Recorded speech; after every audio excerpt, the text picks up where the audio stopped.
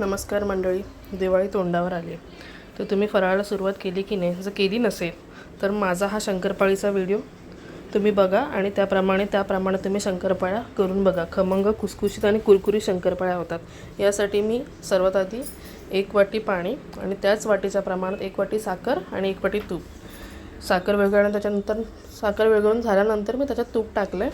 सर्व मिश्रण थंड झाल्यानंतर मी या मिश्रणासाठी त्याच सेम वाटीचा वापर करून 7 वाटी मैदा घेतला आहे.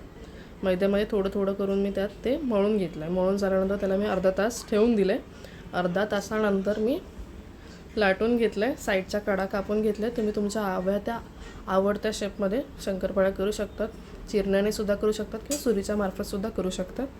नंतर गरम तेलामध्ये ते आपल्याला तळून घ्यायचं, गोल्डन ब्राऊन करून घ्यायचं. तुम्ही बघू शकता. ह्याप्रमाणे जर तुम्ही केलं तर खमंग खुसखुशीतच होणार.